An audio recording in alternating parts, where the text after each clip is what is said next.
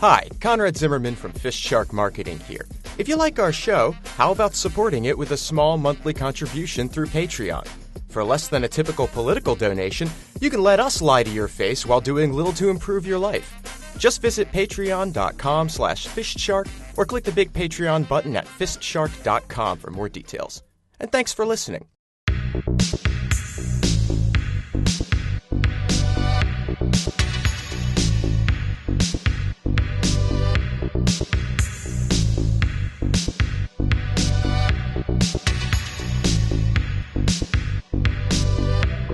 My problem with creationists isn't that they believe in a god or anything like that. It's that they deny basic science. It's that they deny basic evolutionary fact.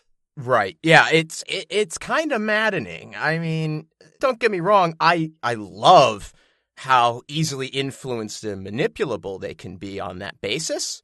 Because, you know, if they're going to buy into the creation myth altogether, then, I mean, they're our best friends, right? But it's established. We know where humanity came from, right? We have the facts to back it up. There are fossils. I've seen them. It's, you know, we're finding now early humans, pre-humans, going back 80,000, 90,000 years. That's what really gets me. It's when it's all, the Earth is 6,000 years old, when there are 3 of the senior partners upstairs disproving that theory just by breathing. Right. Or at least doing what it is that they do that simulates breathing. Exactly. So, like, it's the bald-faced refusal to accept what everybody on Earth should already know by now. Well, you know what it is they say. You know what it is they always fire back with. This is why I'm steamed about it. I'll be honest. I was getting into an argument on Facebook with my dad again. And he said it, word for effing word. You know what it is, don't you? What's that? Oh, if we evolved from puppets, why do we still have puppets? Oh, God. Mm-hmm. It's... You see them on the shelf at Toys R Us. Just a complete misunderstanding of what evolution actually is. That you know, like, you can't diverge. You can't have... I mean, that's the whole point, is that there is a mutation that comes along and the new species grows out of it. That doesn't mean that the old species dies. It just means that this one had a chance to succeed. Well, yeah, just look at the natural environment of the puppet, a shelf for Toys R Us. Yeah, it's absolutely adapted for life on a Toys R Us shelf. It's a puppet. It's practically made for it, right? Yeah. You don't see puppets driving cars and going to universities because that's not what they're adapted to. That's what we're for, Homo sapiens, not Homo puppians. Yeah. We're gonna keep finding examples. I mean, it's really just a matter of time before we find that one that just makes it indisputable, that missing link that goes between puppet and human. Yeah. The missing link between puppet and human, the moment we find that, all of this is blown out of the water. Until then, I think I'm gonna, stick to observable scientific fact, you know, survival of the fittest and all that. Plus, evolutionary theory is the only theory that explains how we got the arsehole. Right, because the puppet doesn't have the asshole. All it has is the big hole. Our bodies simply adapted to have a smaller asshole that you can't put a fist all the way up. I mean, not easily. It takes work, but you can do it. Yeah, you can do it for recreation, but thousands and thousands of millennia ago, the fist, of course, was the natural predator of the puppet. Right. And we evolved to clamp up. Yep. And that's just a biological response to the threat, right? I mean, it's all well and good if people want to do that, you know, in their bedrooms or whatever. You know, it's ceased to have its same biological function.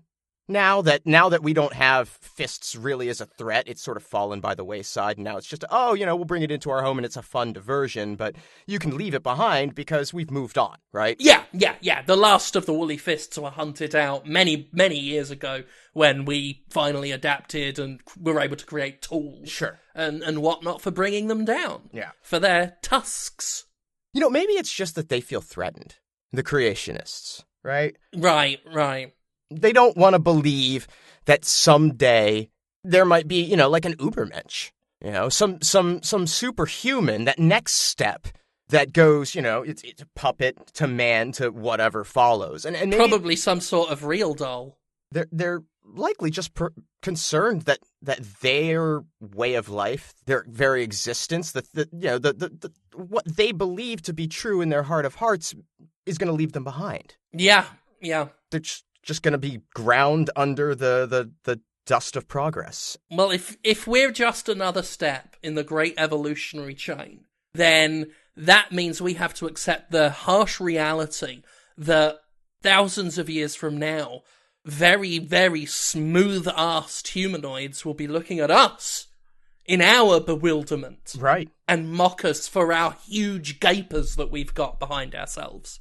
Yeah, I mean, by the time we get things down to, a quinoa-sized little pucker, it's going to be a completely different world. Oh, absolutely. It's going to come curling out of them like spaghetti from a Play-Doh factory. And they're just going to mock us. They're going to say, huge, massive black holes discovered on the backsides of unevolved idiots who might as well be called puppets because they're rubbish. I've not got an insecurity about the size of my anus. I want to put that out there right now. No, it doesn't keep me awake at night thinking about future generations mocking the size of my bunghole. Because we've had to accept it, And I think that that's the only mature response, is to just accept that things are going to change. Things are always going to change. They're always going to move in a direction. Absolutely. I completely agree that by regular human standards, mine might be a little on the wide side. But that doesn't mean I'm not effective at my job, and it doesn't mean that I'm an inconsiderate lover. No. Not at all. It just means that you have a little more space there. And so what?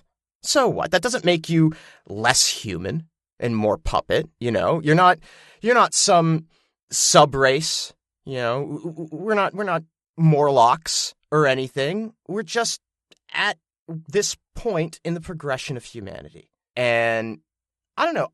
I, for one, welcome our assless overlords. Absolutely. I think that's the perfect state of being. Anything that doesn't have an arse, I instantly regard to as better than me. It is my dream. It is my dream for the human race that eventually we'll evolve to have no hole at all. Not even the slightest perforation. Not even a pore on that glistening, smooth rumpus. And then we can take the next logical step and move to the oceans. Because that's where we're headed. Absolutely. We're swimming around in the oceans, squeezing manually our shit sacks into the cool, warm waters, getting warmer with each squeeze. That's the perfect life for me. The puppets, they came down from the trees. They made their way to land. They can't survive in the water. It just soaks in to their cloth, and they just drop like rocks. Yeah. To the bottom of the ocean. They just lie there. Yeah, so it's tragic to see it happen, actually, because it doesn't happen as quickly as you think it will. No. You expect that once a puppet hits the water, because that they all sink. Mm-hmm. You think it's just they go into the water and they immediately sink, but they don't. Like, it is slow. It's a slow, agonizing process. And just seeping in, dragging it down. Yeah. And then the worst thing is down in the deep, deep ocean, where things are primordial. Just roving schools of sea fists. Yeah, I mean, you kind of have to feel for them, because here they're going to have this horrible, torturous existence of knowing that they're slowly drifting to an unmentionable fate. Yeah. It's enough to make me almost not laugh when I'm throwing them off my boat.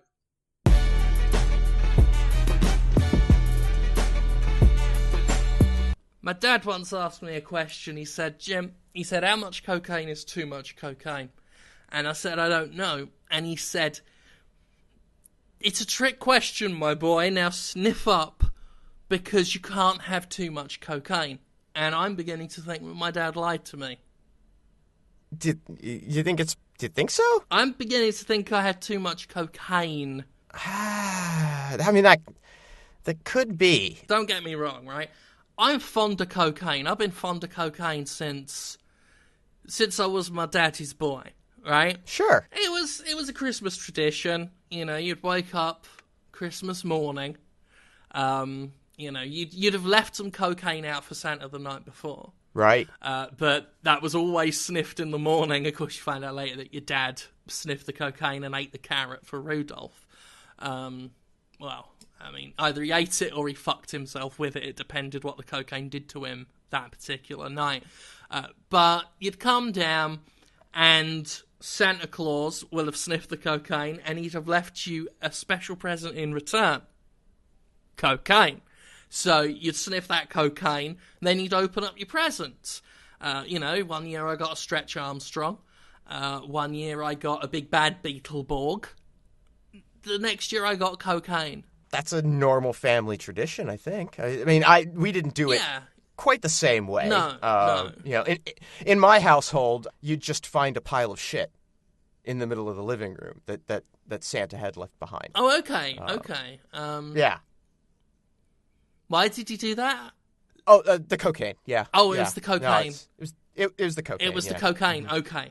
I was a little bit worried there because I'd not heard of that. But now, I mean, in the condom still, like, is that, like, he just left that as the wrapping? Yeah, well, you know, my dad would always tell me that, you know, if you were bad the previous year, after he got the cocaine, Santa Claus would leave a big steaming turd in the middle of your floor. So it was always, you know, it was my fault, really. And it's probably because you weren't doing enough cocaine the year before. You know, and maybe that was it. I always tried to find what it was that I was doing that made Santa so upset with me. And, you know, and of course you find out later it's your dad, and well, I mean, of course he hated me. Yeah. So. Yeah, my dad hated you as well, actually, if it's any consolation. No, it's I had that effect on parents. Yeah, dads in particular, I notice, really want to hit you. It's true. You know how there's that story about the father waiting at home with shotgun for the, you know, young man who has come to take their daughter out or is returning home with their daughter late at night and so forth. Yeah.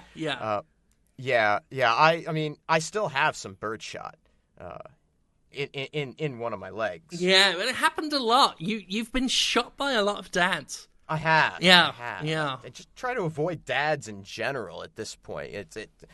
I mean, I don't want to say like that there's some sort of stereotype about dads, but I really feel like they're all just kind of violent. Like the moment a man becomes a parent, something snaps in them, and they're just aggressive and violent, and, you know, have a real problem with, like, people coming and, you know, taking their children. I don't get it. Yeah. They get very protective. I think it's an American cultural thing. But I mean, look, okay, so I don't make the rules, right? No, who does? I get the order to go and pick up the child, you know, as payment for services rendered. Of course. A fair day's work for a fair day's child. And I'm the bad guy, right? You're just the collector. Yeah. You're just the bag man. Yeah. Don't shoot the messenger, right? Then again, if the senior partner sends you on 2 more of those runs, I reckon you'll end up in Guinness World Records for most dad bullets in a man. It's getting up there. Like, I'm getting close. That's a lot of dad bullets in that boy. I'm trying not to get my hopes up, but I really think I have a chance at making the record this year. We just need a couple more desperate people that are willing to have hay turned into gold. And that's the real problem that we're running into. That we can't turn real in hay agriculture into in this country. Oh, yeah, agriculture. Yeah.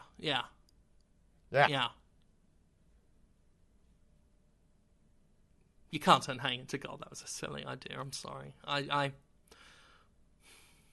love to see it. You know? If you could turn hay into gold, I'd really like to see it. Oh, me? You don't have to look at me like that. Like, I don't think I'm saying anything too fanciful. No. I mean, it's not me. I'm just the guy that collects the babies. Yeah, I'm just saying that, you know, you could turn hay into gold if you wanted to, if you believed hard enough.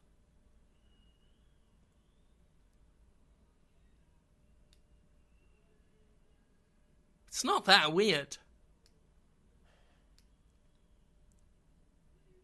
It's like Christmas all over again.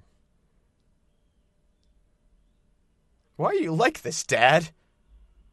Hate the busting out Lord Cokemas.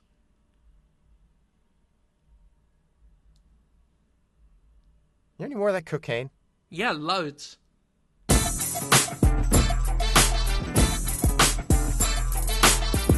It doesn't feel to me as motivating, or maybe not motivating in the same way, right? And I get that people are motivated in different ways, right? There is some motivation with it now, but it's a different motivation than it was when it started. And let me just say for the record that the senior partners are correct in their decision making, and that the idea of Golden Shower Monday was genius from inception and remains genius today. It's just different and maybe more effective now. Maybe it is. I am not personally as induced by the changes, but then I'm self-motivated. I didn't really necessarily need Golden Shower Monday to sort of start my week off. I was ready to go. It started off ingeniously generous on behalf of the senior partners. And the name, of course, was very clever, I thought. Very clever double entendre. That first Monday, when coins just fell through little slots in the ceiling and just dispersed in the main thoroughfare, and then one of the senior partners' voice came through on the PA and explained everything, and then a translator explained what the senior partner had growled, and Golden Shower Monday, a brand new idea. Every Monday, coins disperse to show what FistShark marketing thinks of its employees.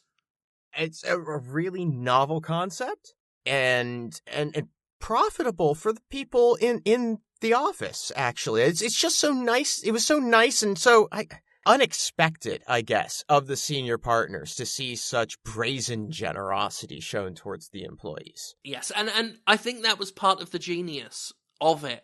Was, even though people did gather coins, they were too confused, alarmed, suspicious to really fight over them. So it was a very orderly collection of coins. People just sort of slowly meandered to them.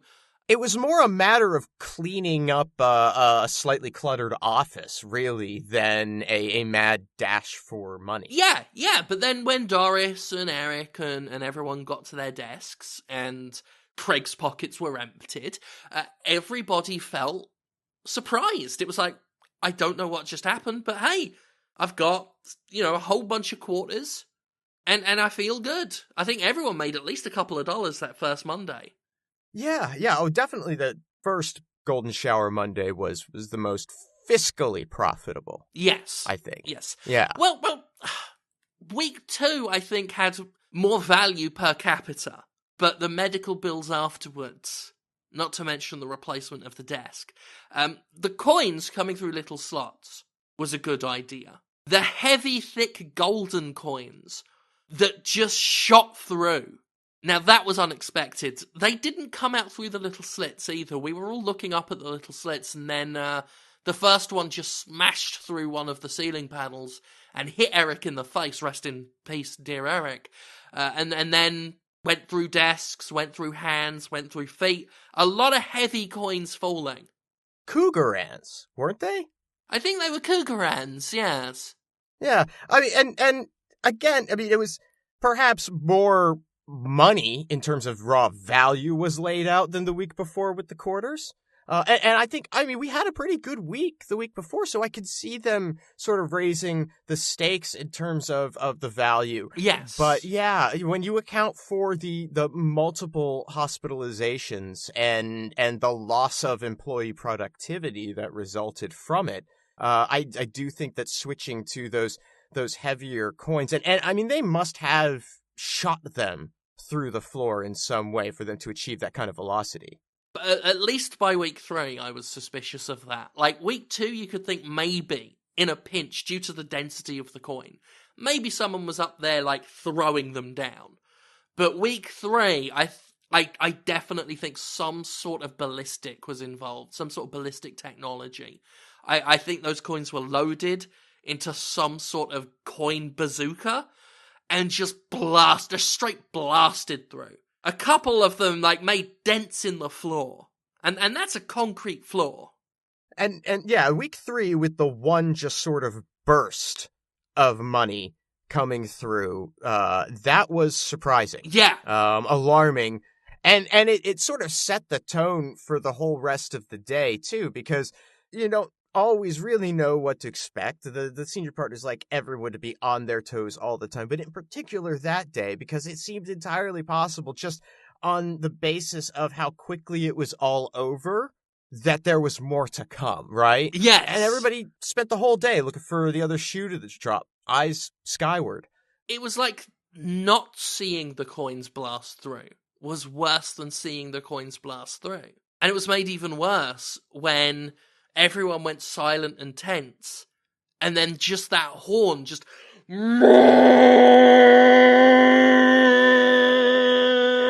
happened, and I definitely didn't shit myself. And I don't know how to interpret it anymore either, is part of the problem. Like, week 1, a little bit of money. Yeah, with a clear message that this is showing appreciation for the staff, that this is what we think of everyone on this floor. Right. And that should be pretty clear, but I'm not sure where on the spectrum the gold-plated bathtub and shower fixtures that came crashing through 2 weeks ago. Yeah, I give them points for being incredibly literal. Right. A literal golden shower crashing through the ceiling and smashing through the entire floor. Oh, well, and a few floors beyond. I don't think that thing stopped until 6. Well, a couple of people chased it down the stairwell, like the acid blood in the first Alien film. Except in this case, it wasn't acid blood; it was a giant shower, initially coloured gold, finally coloured gold and very red. But yeah. How are we supposed to interpret that? I think that was just a joke. I think that was just a joke. I don't think they meant anything by it when they threw a giant golden literal shower through the ceiling. However, that was 2 weeks ago. We've had several weeks now of Golden Shower Monday. Today is Tuesday. Let's talk about the inevitable piss.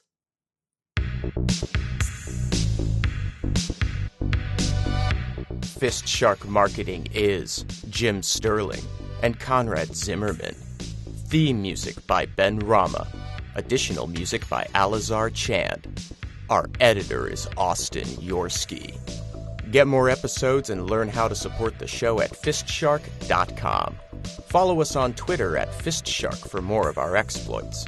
Complaints can be forwarded via email to fistsharkmarketing@aol.com. And remember, we're all born with blood on our hands. Goodbye.